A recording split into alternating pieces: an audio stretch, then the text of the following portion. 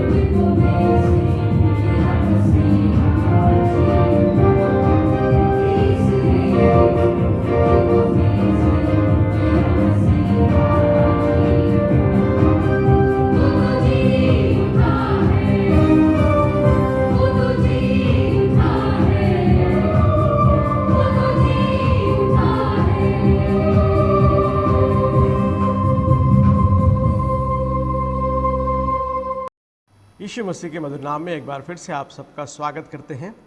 इस हिंदी सभा में जितने भाई बहन परमेश्वर की आवाज़ को सुनते हुए परमेश्वर के वचन को सीखने के लिए अपने हृदय को तैयार किए, उन सब का हम अभिनंदन करते हैं। हम इस मई के महीने में आखिरी दिन में हैं, 30 तारीख में हैं, और इस मई के महीने 2021 में परमेश्वर ने हमें आज तक संभाल के रखे हैं। उसके लिए हम परमेश्वर को लाखों लाख धन्यवाद देते हैं। हमें से कई लोगों ने अपने प्रिय लोगों को खो दिए हैं। पिछले सप्ताह भी बहुत से प्रिय लोगों ने इस दुनिया को छोड़कर जो है वो परमेश्वर के साथ हैं। उन सब के परिवारों के लिए हम प्रार्थना करते हैं कि परमेश्वर उन्हें तसल्ली को दे और उनके जीवन में परमेश्वर जो है अपनी उपस्थिति को दिखाए। कुछ लोगों ने अपने बेटों को खो दिया है, कुछ लोगों ने अपने पिताजी और माता को खो दिए हैं, कुछ लोगों ने अपने प्रिय लोगों को खो दिए हैं। उन सब के लिए हम जो है परमेश्वर के सामने आकर हम उनके लिए हम प्रार्थना करते हैं। आप सभी उन लोगों के लिए प्रार्थना करिए और परमेश्वर ने हमें इस दुनिया में जिस उद्देश्य से रखे हैं उसे समझते हुए हम परमेश्वर को अच्छे रूप से जानने वाले बन सकें।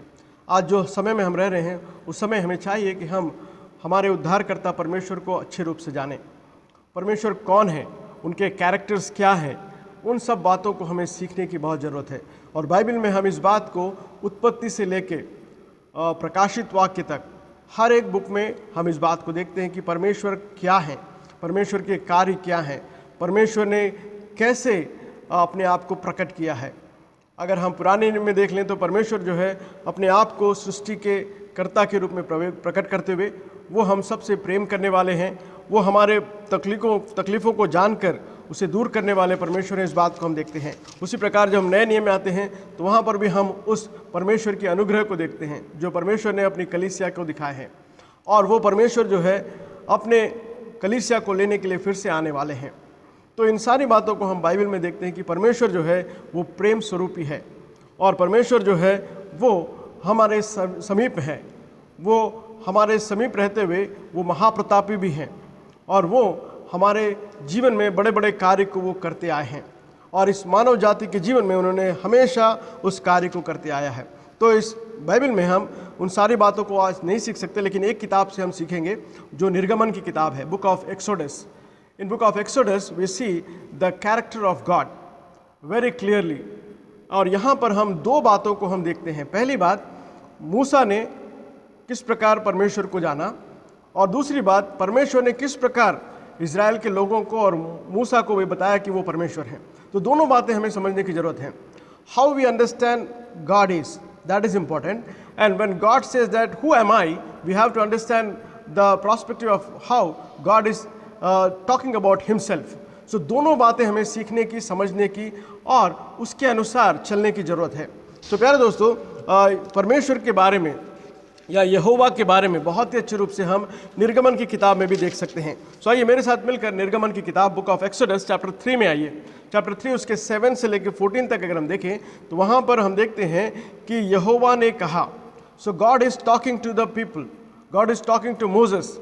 परमेश्वर जो है, यहोवा जो है मूसा से बातें करते हुए क्या कह रहा है, अपने बारे में क्या बता रहा है, अगर हम देखें तो वहाँ पे लिखा है, फिर यहोवा ने कहा, मैं अपनी प्रजा के लोगों को जो मिस्र में है उनके दुख को निश्चय देखा है और उनकी चिल्लाहट परिश्रम करने वालों के कारण होती है उसको भी मैंने सुना है और उनकी पीड़ा पर मैंने चित्त लगाया है। यहाँ पर देखिए 7वें वचन को अगर हम देखें तो वहाँ पर यहोवा परमेश्वर कौन है, अगर हम देखें तो यहोवा परमेश्वर अपने लोगों के दुख को देखने वाले हैं, उनके परिश्रम को जानने वाले हैं और वे जब परमेश्वर के पास आकर दुखी होकर रोते हैं तो उसे सुनने वाले हैं, उनकी पीड़ाओं को भी वो समझने वाले हैं।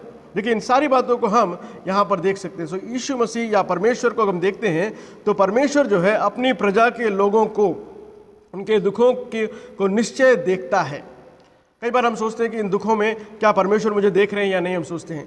कई बार हम जो है परिश्रम करते हुए, परिश्रम के कारण बहुत सारे लोग जब हमसे परिश्रम कराते हैं तो उनके दुखों के बीच में भी परमेश्वर हमें देखते हैं और उसके साथ ही साथ हमारी उनकी पीड़ा मैंने चित्त लगाया है कह रहे हैं। यानी हम पीड़ा में अगर हैं, हमें अलग अलग मानसिक पीड़ाओं को हम देखते हैं, उन पीड़ाओं में भी परमेश्वर जो है हम पर चित्त लगाने वाले परमेश्वर हैं। सो प्यारे दोस्तों, परमेश्वर स्वयं अपने बारे में कह रहे हैं कि मैं कौन हूँ।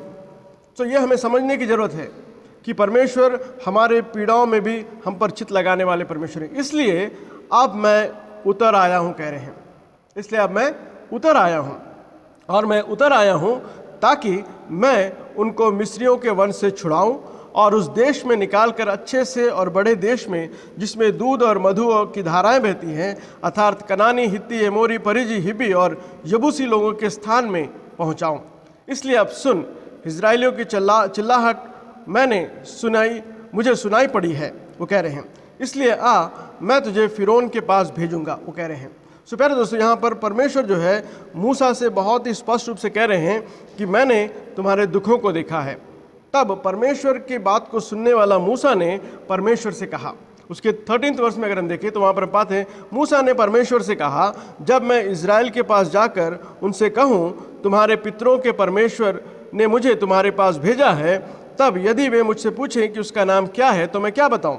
तब परमेश्वर ने मूसा से कहा, मैं जो हूँ सो हूँ। फिर उसने कहा, तू इज़राइल से जाकर यह कहना कि जिसका नाम मैं हूँ वो हमारा परमेश्वर है। I am the Lord. तो प्यारे दोस्तों, यहाँ पर परमेश्वर जो है अपने बारे में परिचय देके कह रहे हैं कि मैं जो हूँ सो हूँ, मैं हूँ, यानी मैं वर्तमान, भविष्य और भूत हर कालों से हटकर मैं हूँ। तो उस बात को समझाने के लिए उन्होंने एक अच्छा एग्जाम्पल दिया। वो क्या कहा कि मैं तुम्हारे पितरों का परमेश्वर अर्थात अब्राहम का परमेश्वर, इसहाक का परमेश्वर और याकूब का परमेश्वर यहोवा हूँ। उसी ने मुझे तुम्हारे पास भेजा है और सदा तक मेरा नाम यही रहेगा और पीढ़ी से पीढ़ी तक मेरा स्मरण इसी नाम से हुआ करेगा। उतना ही नहीं, हजारों पीढ़ी तक लोग मुझे स्मरण करेंगे इसी नाम से। सो प्यारे दोस्तों, यहाँ पर हमने दोनों बातों को देखी। मूसा के सामने परमेश्वर ने जो कहा और परमेश्वर के सामने मूसा ने जो कहा, उस दोनों बातों को हम देख सकते हैं। सो परमेश्वर जो है हमसे बातें करते हुए हमें हमारे दुखों से छुड़ाने के लिए वो हमेशा तत्पर रहते हैं। इस निर्गमन के किताब में हम देखते हैं कि जो परमेश्वर की जो प्रजा इज़राइल है, वे दुख और तकलीफ में थी और वे जो है मिस्र में ये दासत्व में थे, वहाँ से परमेश्वर ने छुड़ाया। अब हम यहाँ पर अगर आज हम देखें तो आज मनुष्य जाति जो है वो पाप के दासत्व में है। उस पाप के दासत्व से भी जब हम परमेश्वर के पास आकर परमेश्वर से प्रार्थना करते हैं, हमारे बीमारियों के बारे में, तकलीफ़ों के बारे में, तंगी के बारे में जब बताते हैं तो उसे सुनने के लिए वो तैयार हैं। सो आज हम इन दोनों बातों को हम सीखने की कोशिश करेंगे कि परमेश्वर किस प्रकार अपने आप को हमारे सामने प्रकट करते हैं या कौन कौन सी बातें वो हमारी जानते हैं, उसका जवाब देना चाहते हैं, उसे हम सीखेंगे। तो ये परमेश्वर का कैरेक्टर है। That is what the God's character is. So इस बात को समझने के लिए आज हम निर्गमन की किताब में से कुछ वचनों को हम सीखने की कोशिश करेंगे। एक्सोडस चैप्टर 15 में हम आते हैं। एक्सोडस चैप्टर 15 और एक्सोडस चैप्टर 34, ये दो चैप्टर जो है बहुत ही इंपॉर्टेंट है। परमेश्वर कौन है समझने के लिए एक्सोडस चैप्टर 15 में अगर हम देखें तो वहाँ पर हम पाते हैं कि मूसा ने परमेश्वर को जाना और परमेश्वर के लिए उन्होंने गीत को गाया। आज मैं और आप परमेश्वर को क्या जानते हैं, कितना जानते हैं, क्या गीत को हम गाते हैं, वो ज़रूरी है।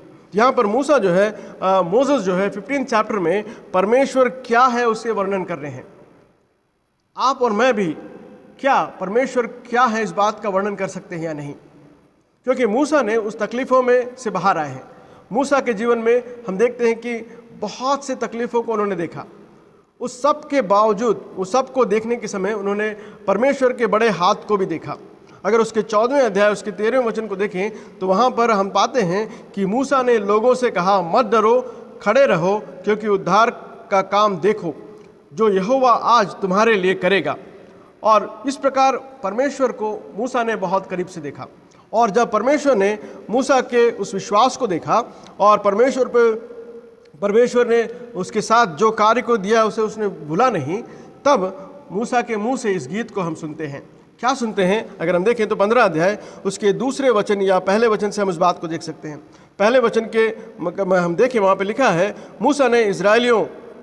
मूसा और इज़राइलियों ने यहोवा के लिए यह गीत गाया। उन्होंने कहा, मैं यहोवा के लिए गीत गाऊंगा क्योंकि वह महाप्रतापी है। The first important thing what we see about God is he is a glorious God. वो महाप्रतापी है। मोसेस जो है कह रहा है, Moses said that God is glorious. क्या मैं और आप इस परेशानी के बीच में, इस तकलीफ़ों के बीच में, इस समय में, जो वर्तमान समय हमारे आसपास हम देखते हैं, क्या मैं और आप ये समझ पाते हैं कि हाँ, मेरा परमेश्वर जो है महाप्रतापी है, यानी वो मेरे लिए कुछ भी कर सकता है। उन दिनों में उन्होंने जो है उस घोड़ों के सवारों और उन सब लोगों को उन लोगों से उन्होंने बचाया, और इसलिए उन्होंने इस गीत को गाया कि परमेश्वर जो है महाप्रतापी है, यहोवा महाप्रतापी है। उस बात को उन्होंने जाना। क्या मैं और आज आप, मैं और हम सब इस बात को जान पा रहे हैं क्या? यह हमें समझने की जरूरत है। और आगे चले जाएं तो उसे दूसरे वचन में लिखा है, यहोवा मेरा बल और भजन का विषय है और वह मेरे उद्धार भी ठहरा है। इस बात को कह रहा है, परमेश्वर हमारा बल है। क्या आपने इस बात को जाना है? क्या मैं और आप इस समय में जब अपने आप को हम देखते हैं कि निर्बलता में हैं, क्या हम समझ पा रहे हैं कि परमेश्वर मेरा बल और मेरे भजन का विषय है? कई बार तो हम भजन भी नहीं गा पा रहे हैं, परमेश्वर की स्तुति भी नहीं कर पा रहे हैं। इस दुख और तकलीफ के समय में हम भजन भी नहीं कर पा रहे हैं। लेकिन प्यारे दोस्तों, यहाँ पर परमेश्वर का वचन कहता है कि उन्होंने इस बात को जाना कि परमेश्वर मेरे भजन का विषय है, वो मेरा उद्धार भी ठहरा है। He is our saviour. He saved us from all the aspects, from all the disease, from all the things। उस बात को हम देखते हैं। तो प्यारे दोस्तों, इस प्रकार अगर हम पूरे 15वें अध्याय को पढ़ते चले जाएं तो हम बहुत सी महत्वपूर्ण बात को सीखते हैं। वहाँ पर उसके 6वें वचन में देखिए, वहाँ फिर से एक बार वो कह रहा है कि यहोवा तेरा दाहिना हाथ शक्ति और महाप्रतापी है। हे यहोवा, तेरे दाहिने हाथ शत्रु को चकनाचूर कर देता है। यहाँ पर देखिए, परमेश्वर के दाहिने हाथ के उस बल को देख रहे हैं और वो पा रहे हैं कि हम उनके दाहिने हाथ के पास हैं। इस प्रकार 15वें अध्याय में हम उन सारी बातों को देखते हैं। उसके बाद हम और आगे चले जाएं तो उसके 11वें वचन में हम पाते हैं कि यहोवा सभी देवताओं से बढ़कर है, यहोवा पवित्र है और वो स्तुति के योग्य है और वो भय के योग्य है और आश्चर्य कर्म का करता है। देखो प्यारे दोस्तों, यहाँ पर परमेश्वर के बारे में मूसा क्या कह रहा है? परमेश्वर जो है वो महाप्रतापी है, वो पवित्र है, वो स्तुति के योग्य है, भय के योग्य है, आश्चर्य कर्म करने के करता है। 15 चैप्टर उसका 11वें वर्ष में हमने पाते हैं। सो इस प्रकार परमेश्वर के बारे में उन्होंने बहुत ही अच्छे रूप से जाना है। सो इस समय में अगर मैं और आप मूसा की जगह अपने आप को रखें तो क्या मैं और आप इस दुख के समय में हम इस बात को कह सकते हैं कि हाँ, मेरा परमेश्वर जो है आश्चर्य कर्म का करता है। He will do all the wondrous work for me, क्योंकि वो उस आश्चर्य कर्म को करने वाला करता है। सो इस प्रकार वो कहते हुए उसके जीवन में हम पाते हैं कि परमेश्वर को बहुत ही अच्छे रूप से उन्होंने जाना है। और उसी बीच में हम कुछ कॉन्ट्रास्ट भी देखते हैं। बहुत सारे इजरायली प्रजा जो है वे इस बात को समझ नहीं पाए। जब भी उनके जीवन में कठिनाई आई तो मूसा ने उन्हें विश्वास में बढ़ाया और विश्वास में बढ़कर उन्होंने परमेश्वर के लिए इस गीत को भी गाया। लेकिन उनके जीवन में जब भी तकलीफ आई, जब भी कड़वाहट आया, जब भी उनके जीवन में मुश्किलें आई, वे कई बार परमेश्वर को भूल गए। इस 15वें अध्याय के बाद हम थोड़ा आखिरी भाग में चले जाएं, 15 चैप्टर उसके 22 वर्ष से अगर आगे चले जाएं तो वहाँ पर हम पाते हैं उनके जीवन में थोड़ा कठिन समय था। वहाँ पर हम पाते हैं कि 3 दिन वे जंगल में चल रहे थे। उसके 22 वर्ष से अगर हम पाएँ तो वहाँ पर हम पाते हैं कि 3 दिन वो जंगल में दिन रात चलते रहे और उन्हें पीने के लिए पानी ना मिला। और ऐसे समय में वो एक जगह पर पहुँचे जिसका नाम मारा है, और वहाँ पर उन्होंने पानी को देखा। और जब वो पानी को देखे तो बहुत ही खुश हुए और उन्होंने पानी पीना चाहा, लेकिन वो पानी जो है वो खारा था, वो पीने के योग्य ना था। और जब पीने के योग्य ना था तो वो परमेश्वर के विरोध और मूसा के विरोध फिर से बड़बड़ करने लगे और उनके विरोध बुड़बुड़ाने लगे। ये 2 शब्द का प्रयोग यहाँ पे किया गया है। वहाँ पे देखिए, वहाँ पे लिखा है कि वे मूसा के विरुद्ध बकबक करने लगे कि हम क्या पिएं। सो प्यारे दोस्तों, देखिए यहाँ पर इन इज़राइल की प्रजा ने बहुत ही बड़े आश्चर्य कर्म को देखा था, जहाँ पर परमेश्वर ने उन्हें फिरौन के हाथ से छुड़ाकर उन्हें जंगल में चलाए हैं और परमेश्वर उनके साथ हैं। लेकिन जब यहाँ पर हम पहुँचते हैं मारा नामक जगह पर, वहाँ पर फिर से वो परमेश्वर को भूल जा रहे हैं और वो कह रहे हैं कि क्या हम ये पानी को पिए। यानी उन्हें ऐसा लग रहा था कि ये परेशानी बहुत बड़ी है और वो मूसा के पास जाकर बार बार उस बात को कहने लगे।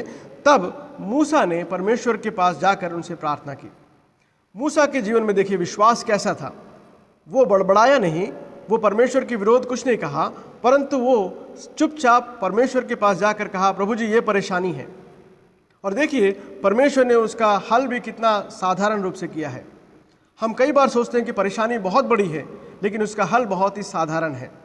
परमेश्वर के पास जब हम अपनी परेशानी को ले जाते हैं तो वो बहुत ही साधारण रूप से उसका हल होता है। वहाँ पर हम पाते हैं कि परमेश्वर ने मूसा से कहा कि तू जाकर उस पौधे को ले, उसकी डाली को उस पानी में डाल दे, तब वो पानी मीठा हो जाएगा। इतनी सी बात थी, परंतु इन लोगों ने परमेश्वर के विरोध, मूसा के विरोध बड़बड़ाते हुए उन्होंने कई बातों को कहा जो हमें नहीं करना चाहिए। आज भी जब हम दुख तकलीफ में हैं तो हम ये बात जाने कि हम परमेश्वर के विरोध ना बड़बड़ाएं, परंतु हम जाने कि इसका हल परमेश्वर के पास है और उस हल के लिए हम परमेश्वर के पास जाकर हम प्रार्थना करें। उस समय वहाँ पर हम देखते हैं कि परमेश्वर ने उन्हें आज्ञा को दी।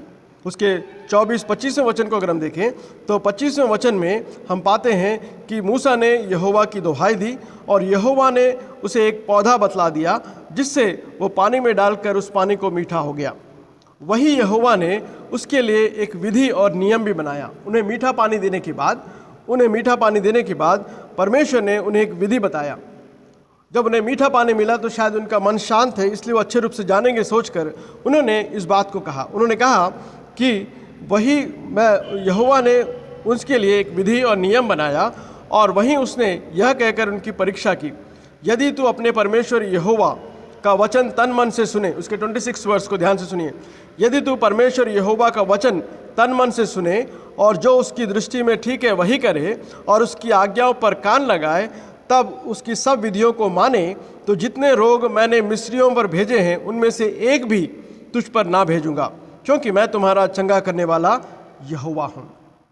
प्यारे दोस्तों, यहाँ पर एक सिंपल सा एक विधि परमेश्वर जो है वो कह रहे हैं, मैं तुम्हारा चंगा करने वाला परमेश्वर हूँ। परमेश्वर स्वयं कह रहे हैं, God is talking about himself, he say that I am your healer. परंतु उसके लिए परमेश्वर ने वहाँ पर उनसे कहा कि तुम मुझे तन मन से मेरे वचन को सुनो और तुम मेरी आज्ञाओं पर कान लगाओ और तुम मेरे विधियों को मानो, तब मैं तुम्हें जो है किसी भी रोग से बचा सकता हूँ। आज कई बार हम परमेश्वर के उस कार्य को हम समझ नहीं पा रहे हैं। परमेश्वर जिस बात को हमसे कहा है उसे हम समझ नहीं पा रहे हैं। तो यहाँ पर हम 15वें अध्याय में दोनों बातों को देखते हैं। एक तरफ हम परमेश्वर के आशीष को प्राप्त करके मूसा और इज़राइल की प्रजा ने उन्हें परमेश्वर को धन्यवाद दिया, परमेश्वर से कहा कि वो महाप्रतापी है, परमेश्वर जो है ग्लोरियस है, परमेश्वर जो है हमारे समीप है, परमेश्वर जो है सब कुछ है, उन्होंने कहा। लेकिन जब तकलीफ आई तो उन्होंने परमेश्वर को विरोध भी बातें की। आज हम भी शायद कई बार ऐसा हैं, लेकिन परमेश्वर हमसे चाहते हैं कि हम वैसा ना बने, क्योंकि कई बार परमेश्वर ने अपने प्रॉमिसेस को हमारे जीवन में पूरा किए हैं और इसलिए हमें चाहिए कि हम अपने आप को नम्र और दीन करते हुए हम परमेश्वर के पास आएँ। अपने आप को दीन करते हुए हम परमेश्वर से मांगे, हमारे लिए, हमारे परिवार के लिए, हमारे लोगों के लिए हम मांगे कि हम जो है अपने लोगों को हम परमेश्वर के विरोध बोलने से रोक सकें, क्योंकि इस दुख भरे समय में ये हो सकता है कि हम शायद परमेश्वर के विरोध बोल सकें या बोलने के लिए तत्पर हो जाए, या शैतान हमें प्रेरित करे कि हम परमेश्वर के विरोध बोलें। लेकिन हमें समझने की बात यह है कि परमेश्वर हमारे जीवन में कैसे बड़े कार्य को करने वाले हैं। तो आइए हम थोड़ा और आगे बढ़ते हैं और हम पाते हैं कि परमेश्वर जो पवित्र है, जो परमेश्वर जो है हमारी प्रार्थनाओं को सुनते हैं, परमेश्वर जो महाप्रतापी हैं, उतना ही नहीं वो परमेश्वर जो है वो हमारे समीप भी है। अगर हम बाइबल में देखें उसका निर्गमन की किताब उसके 24वें अध्याय एक्सोडस चैप्टर 24 उसके 2nd वर्स में अगर हम देखें तो हम पाते हैं कि गॉड इज़ एक्सेसिबल, परमेश्वर जो है हमारे समीप है। और वहाँ पर हम देखते हैं कि परमेश्वर ने मूसा से कहा, तू मेरे समीप आ और मैं तुझसे बातें करूँगा। और वहाँ पर हम देखते हैं कि परमेश्वर यहोवा जो है मूसा के समीप आकर मूसा से बातें की, उस बात को हम देखते हैं उसके 24वें अध्याय 2nd वर्स में, उसके 34th चैप्टर उसके 4 to 7th वर्स में इस बात को हम देखते हैं। सो प्यारे दोस्तों, हमारा परमेश्वर जो है महाप्रतापी परमेश्वर है, वो आपके और मेरे समीप है। He is accessible when you pray, he is able to listen, when you talk he is able to listen, and when you express your feelings, your difficulties, he is near to you to solve your problems. तो इस बात को हमें समझने की जरूरत है कि God is accessible, परमेश्वर हमारे पहुंच से बाहर नहीं है। कई बार लोग सोचते हैं कि परमेश्वर बहुत दूर है और इसलिए कई बार लोग बहुत जो है जोर जोर से चिल्लाकर या अपने शरीर को बहुत सी पीड़ाओं को देकर वो परमेश्वर को आकर्षित करने की कोशिश करते हैं। ऐसी कोई बात नहीं, परमेश्वर आपके करीब है और परमेश्वर जो इस बात को बार बार इस किताब में याद दिला रहे हैं कि मैं तुम्हारी बात को सुनने के लिए तुम्हारे पास हूँ, मैं अपनी कान को तुम्हारी ओर लगा रहा हूँ। सो प्यारे दोस्तों, इस बात को हमें समझने की जरूरत है कि परमेश्वर जो है आपके और मेरे समीप है। जो परमेश्वर पवित्र है, जो परमेश्वर शक्तिशाली हैं, वो परमेश्वर आपके और मेरे समीप है। और ये परमेश्वर जो है वो अच्छा परमेश्वर है। अगर हम 34वें अध्याय में चले जाएं, एक्सोडस चैप्टर 34, यहाँ पर परमेश्वर जो है बहुत सी बातों को उन्हें सिखा रहा है। जब हम 34 चैप्टर में आते हैं तो वहाँ पर हम पाते हैं कि परमेश्वर यहोवा ने मूसा से कहा, पहली तख्तियों के समान पत्थर के 2 और तख्तियाँ अपने लिए गढ़ ले। यहाँ पर हम पहली तख्ती के समान जो बात है उसे मैं थोड़ा सा आपके लिए समझाना चाहूँगा। परमेश्वर ने मूसा को अपने पास बुलाया और उन्हें 10 आज्ञाओं को दी, परंतु उन आज्ञाओं को जो है हम 32वें अध्याय को जब देखें 32 चैप्टर में, वहाँ पर हम देखते हैं कि मूसा जो है जब वो परमेश्वर के साथ बातें करते हुए वो पर्वत पर था, तब नीचे लोगों ने परमेश्वर को भूलकर उन लोगों ने अपने लिए एक मूर्ति को बनाया, उन्होंने एक बछड़े को बनाया करके हम पाते हैं। और जब मूसा नीचे उतर के आते हैं तब उनको देखकर उनका कोप उन पर भड़कता है। उसके 32 चैप्टर उसके 19 वर्ष को अगर हम देखें तो वहाँ पर पाते हैं कि छावनी के पास आते ही मूसा ने वह बछड़ा और उनका नाचना गाना दिखाई दिया, तब मूसा का कोप भड़का और उन्हें उन तख्तियों को जो उनके हाथों में थे उन्हें उसने पटक कर तोड़ डाला। तो जो बातें परमेश्वर ने उन्हें दी थी उन बातों को उन्होंने तोड़ डाला। इस बात को हम यहाँ पर देखते हैं, उन्होंने इस बात को तोड़ डाला हम पाते हैं। इसीलिए दूसरी बार फिर से परमेश्वर ने उनसे कहा कि फिर से उस प्रकार की तख्तियों को बनाकर मेरे पास आ, मैं तुझे कुछ महत्वपूर्ण बातों को बताता हूँ। तो यहाँ पर हम 34 चैप्टर में हम परमेश्वर अपने बारे में बताते हुए पाते हैं। देखिए यहाँ पर परमेश्वर ने उनसे सबसे पहले कहा कि तू पहले की तरह 2 तख्तियों को बनाकर मेरे पास आ। उसके आगे परमेश्वर अपने बारे में कह रहे हैं कि वो कौन है, और उस बात को हमें समझने की जरूरत है। उसका 34 उसका 6th वर्ष को अगर हम देखें, 34 उसके 6th वर्ष में कम से कम हम 5 से 6 कैरेक्टरिस्टिक को देख सकते हैं। उसके 34 उसके 6th वर्ष में आपके लिए पढ़ना चाहूँगा। यहोवा उसके सामने से होकर यह प्रचार करता हुआ चला, यहोवा यहोवा ईश्वर दयालु और अनुग्रहकारी, कोप करने वाला में धीरजवंत और अत्यंत करुणामय और सत्य, हजारों पीढ़ियों तक निरंतर करुणा करने वाला, अधर्म और अपराध और पाप का क्षमा करने वाला, परंतु दोषी को किसी प्रकार से निर्दोष न ठहराएगा। वह पितरों के अधर्म का दंड उनके बेटों वरन पोतों और परपोतों को भी दिखाने वाला है। तब मूसा ने तुरंत पृथ्वी की ओर झुककर दंडवत किया और उन्होंने परमेश्वर की आराधना की। यहाँ पर देखिए उसका 6 और 7 वचन में हम परमेश्वर के कैरेक्टर को देखते हैं। पहली बात जो देखते हैं, गॉड इज़ गुड, परमेश्वर जो है अच्छा है। दूसरा जो हम देखते हैं, गॉड इज़ ग्रेशियस, परमेश्वर जो है अनुग्रहकारी है। सचमुच में जो परमेश्वर अच्छा है, उन्होंने हमें आज के दिन तक उन्होंने हमें संभाल के रखा है। हमारे जीवन में परेशानियों में उन्होंने हमारे संग रहे हैं। हमें जब दुख में थे तो उन्होंने हमें तसल्ली को दी है। उतना ही नहीं, वो अपने अनुग्रह को हमारे ऊपर दिखाते आ रहे हैं। तो प्यारे दोस्तों, ये बात जो है मूसा या किसी और ने कहा, परमेश्वर स्वयं इस बात को कह रहे हैं। परमेश्वर स्वयं इस बात को कह रहे हैं कि मैं अच्छा हूँ, मैं तुम्हारे जीवन में अच्छे कार्य को करने वाला हूँ, मैं तुम्हारे जीवन में जो है बड़े बड़े उपकार को करने वाला हूँ, मैं तुम्हारे जीवन को अच्छा बनाने वाला हूँ। So God is good, God is gracious.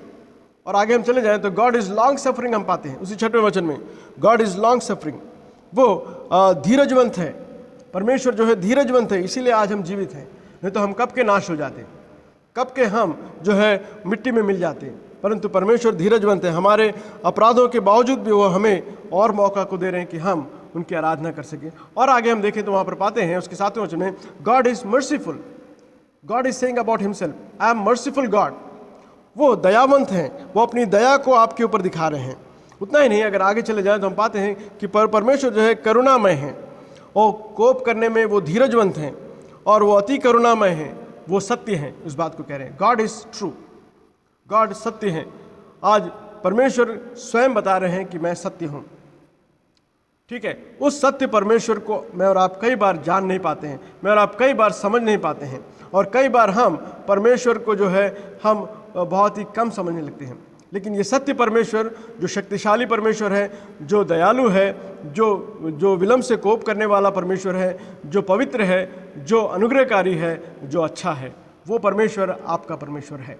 क्या आप इस बात को समझ पा रहे हैं? क्या मैं इस बात को समझ पा रहा हूँ? ये महत्वपूर्ण है। आज की तारीख में परमेश्वर आपसे और मुझसे इसी बात को याद दिला रहे हैं कि मैं अच्छा परमेश्वर हूँ, मैं अनुग्रहकारी हूँ, मैं आपके ऊपर करुणा को दिखाने वाला हूँ, मैं सत्य हूँ, और मैं हजारों पीढ़ियों तक, देखिए 7वें वचन में कहा, हजारों पीढ़ियों तक निरंतर करुणा करने वाला हूँ। एक पीढ़ी, दो पीढ़ी नहीं, हजारों पीढ़ी तक परमेश्वर जो है वो अपनी करुणा को दिखाते आए हैं। इजराइल के जीवन में या मानव जाति के जीवन में अगर हम देखें तो पिछले हजारों सालों से परमेश्वर मनुष्य पर अपनी करुणा को दिखाते आए हैं। अगर आरंभ से देखें, आदम के समय में आदम जो है अपने आप को परमेश्वर के तुल्य बनाना चाहा, तब भी परमेश्वर ने अपनी करुणा को दिखाया। उसके बाद हम देखते हैं कि नोहा जो है, नोहा के समय भी लोगों ने परमेश्वर की आज्ञा के विरुद्ध कार्य किया, परंतु परमेश्वर ने वहाँ पर भी अपनी अनुग्रह को दिखाते आया है, अपनी करुणा को दिखाते आया। उसके बाद हम देखते हैं कि परमेश्वर के लोगों ने जो है वो परमेश्वर के बराबर होकर वे परमेश्वर के समान होने के लिए उन्होंने एक बहुत बड़े टावर को बनाया, उन्होंने एक बहुत बड़े मीनार को बनाया। उस समय में परमेश्वर ने ऊपर अपने अनुग्रह को दिखाते हुए उनको बचाए हैं। उसके बाद हम पाते हैं कि परमेश्वर जो है वो कई बार इस अनुग्रह को दिखा रहे हैं, इसलिए वो कह रहे हैं, मैं हजारों पीढ़ियों तक निरंतर करुणा करने वाला हूँ, अधर्म और अपराध और पाप का क्षमा करने वाला हूँ। कई बार मनुष्य जाति ने परमेश्वर के विरुद्ध अपराध को किए, कई बार मनुष्य जाति ने परमेश्वर के विरोध कार्य को किया, अधर्म को किया, परंतु परमेश्वर ने उन्हें क्षमा किया है। आज भी परमेश्वर हमें क्षमा करने वाले हैं, लेकिन एक शर्त भी है साथ में, वो ये है, परंतु दोषी को किसी प्रकार निर्दोष ना ठहराए। जब मनुष्य पाप करता है तो वो दोषी ठहराता है, उस समय उस निर्दोष को, उसको कभी परमेश्वर निर्दोष नहीं ठहराता है। इसीलिए परमेश्वर स्वयं मानव रूप धारण कर इस दुनिया में आए, क्योंकि हम सब दोषी थे। इसलिए यीशु मसीह जो है, जो निर्दोष थे, उन्होंने हम सब के बदले हमारे सब के दोषों को उन्होंने अपने ऊपर ले लिया, ताकि हम सब निर्दोष रह सके। क्योंकि यहाँ पे लिखा है, देखिए बहुत ही अच्छे रूप से हम पाते हैं, परंतु दोषी को किसी प्रकार से निर्दोष ना ठहराएगा, वह पितरों के अधर्म का दंड उनके बेटों, वरन पोतों और परपोतों को भी देने वाला है।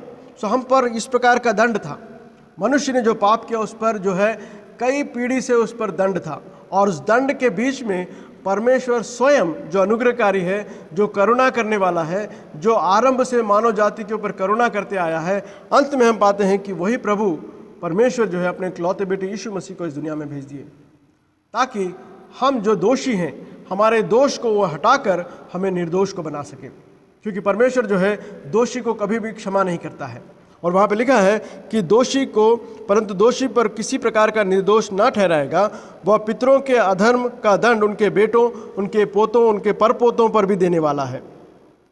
तो इस प्रकार का महान दंड मानव जाति के ऊपर था।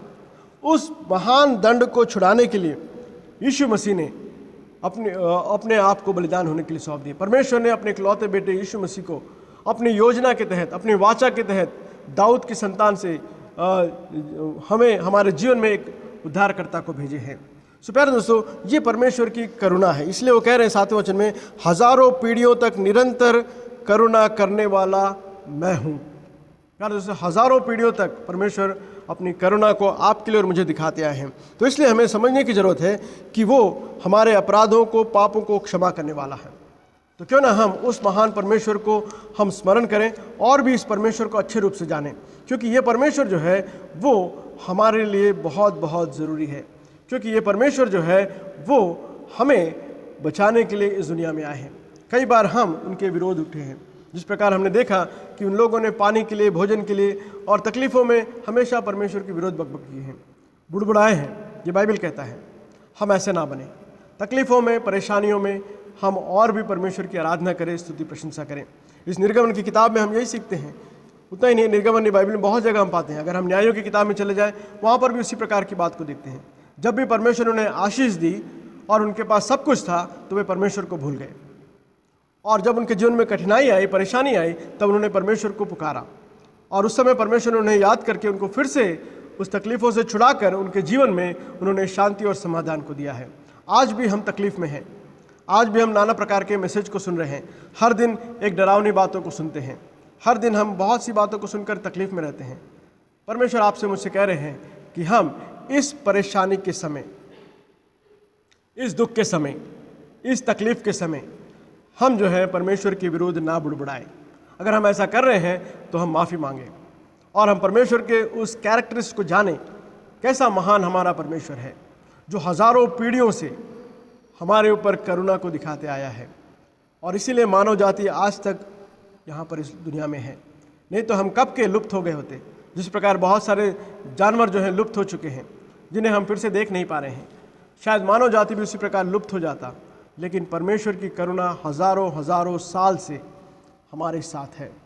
प्यारे दोस्तों, उस महान परमेश्वर को हम स्मरण करते हुए हम धन्यवाद दें। हाँ, हमारे जीवन में तकलीफ़ें जरूर हैं, हमारे जीवन में परेशानी जरूर है, लेकिन इन परेशानियों के बीच में परमेश्वर चाहते हैं कि हम अपने पूरे मन से उनकी आराधना करें, स्तुति प्रशंसा करें, उनको धन्यवाद दें। आइए अपनी आंखों को बंद करते हैं, परमेश्वर को हम धन्यवाद देते हैं। अगर हमने परमेश्वर के विरुद्ध बुड़बुड़ाए हैं तो हम माफ़ी को मांगते हैं। अगर हमने परमेश्वर के उस महान कार्य को नहीं समझ पाए हैं तो हम परमेश्वर से माफ़ी मांगते हैं। प्रार्थना करेंगे। सामर्थ्य परमेश्वर, दयालु पिता, हम धन्यवाद देते हैं इस अच्छे समय के लिए। हाँ प्रभु जी, आप महान परमेश्वर हैं, आप महाप्रतापी हैं, आप सत्य हैं, आप विलंब से कोप करने वाले परमेश्वर हैं। आप हजारों पीढ़ियों तक मनुष्य जाति पर अपनी करुणा को दिखाते आए हैं, इसलिए हम आपको धन्यवाद देते हैं। आज की इस पीढ़ी में भी प्रभु जी आपकी करुणा को हम चाहते हैं। इस पीढ़ी में प्रभु जी जब हम रहते हैं तो हम बहुत सी तकलीफ़ों को देख रहे हैं, नाना प्रकार की बीमारियों के बीच में हम रह रहे हैं। हाँ प्रभु जी, ये सब प्रभु जी आपकी इच्छा के विरोध हम जानते हैं, परंतु हम कई बार आपके विरोध कार्य को करते हुए अपने ऊपर इस प्रकार की तकलीफ़ों को हम लेके आते हैं, इसलिए माफ़ी चाहते हैं। प्यारे प्रभु जी, इस मानव जाति पर अपनी करुणा को दिखाइए। जो आप हज़ारों पीढ़ियों से करुणा को दिखाते आए हैं, इस पीढ़ी में भी आपकी करुणा को हम चाहते हैं। प्रभु जी, आप अपने प्रिय लोगों के साथ रहकर उन्हें अपनी करुणा को दिखाइए। उनके जीवन में प्रभु जी आपकी आशीष को हम चाहते हैं। हाँ प्रभु जी, आप ऐसा करने वाले परमेश्वर, इसलिए धन्यवाद देते हैं। इस मई के महीने में आपने संभाल के रखा, इसलिए धन्यवाद देते हैं। जब हम इस सप्ताह में जून के महीने में प्रवेश करते हैं, हम चाहते हैं प्रभु जी कि हम आप में और भी बढ़ते हुए आपके इच्छा के अनुसार अपने जीवन को बिता सकें। इस जून के महीने में प्रभु जी आपकी आशीषों को हम चाहते हैं, ताकि हम प्रभु जी जून के महीने में जब हम आपके सम्मुख उपस्थित होते हैं तो हम अपने मन से आपको धन्यवाद देने वाले बन सकें, और प्रभु जी हम आपके नाम को ऊंचा उठाने वाले बन सकें। प्यारे प्रभु जी, हम धन्यवाद देते हैं हमारे देश के लिए, राज्य के लिए, जहाँ पर परेशानियों के बीच में आपने अपने प्रिय लोगों को बचा के रखे हैं, इसलिए धन्यवाद देते हैं। जो बीमार और तकलीफ में, उनके लिए विशेष प्रार्थना करते हैं, आप उन्हें बल और शक्ति को दीजिए, उनकी बीमारियों से आप उन्हें चंगाई को दीजिए, हमारी प्रार्थना है, ताकि प्रभु जी वे सब आपके नाम को स्मरण करते हुए आपके नाम को ऊंचा उठा सके। अगर आपके दोबारा आगमन में देरी होती है तो हम सब प्रभु जी एक बार फिर से आपके चरणों में इकट्ठे होकर आपके नाम की महिमा करने के लिए सहायता कीजिए। बहुत से चिन्हों को जब हम देखते हैं तो हम पाते हैं प्रभु जी आपका दोबारा आगमन बहुत करीब है। इस परिस्थितियों में जब हम रहते हैं प्रभु जी, हम और भी आपकी ओर ताकते हुए आपके नाम को ऊंचा उठाने में आप सहायता कीजिए। इजराइल देश के लिए हम प्रार्थना करते हैं, आसपास के सारे बातों के लिए हम प्रार्थना करते हैं, हमारे देश के लिए विशेष तौर से हम प्रार्थना करते हैं प्रभु जी आप सहायता कीजिए। हाँ प्रभु जी, इस देश में आपकी रोशनी की ज़रूरत है प्रभु जी, आपके प्रेम की ज़रूरत है प्रभु जी, आपकी चंगाई की ज़रूरत है, और आपकी चंगाई प्रभु जी आप हमारे देश के ऊपर दिखाने वाले हैं, इसलिए हम धन्यवाद देते हैं। प्यारे परमेश्वर, जितने भी लोग हॉस्पिटल में हैं उन पर अपने रहम को दिखाइए, हमारी प्रार्थना है। यीशु मसीह के द्वारा आप उन्हें चंगाई को दीजिए, हमारी प्रार्थना है। प्यारे प्रभु जी, आप हमारी प्रार्थना को सुने, इसलिए धन्यवाद देते हुए जितने भाई बहन आपके वचन को सुने उन सब के लिए हमको धन्यवाद देते हैं। उनके जीवन में आपके आशीष को चाहते हुए हम इस सभा को आपके बलवंत हाथों में समर्पित करते हुए आने वाले सप्ताह के लिए आपसे बल और शक्ति को चाहते हुए इस छोटी सी प्रार्थना को हमारे उद्धारकर्ता प्रभु यीशु मसीह के मधुर और मीठे नाम से मांगते हैं, आमीन। अब हमारे पिता परमेश्वर का प्रेम, पुत्र परमेश्वर के अनुग्रह और पवित्र आत्मा परमेश्वर की सहभागिता अब से लेकर हमेशा हमेशा तक हम सब के साथ बनी रहने पाए, आमीन। Thank you. God bless you.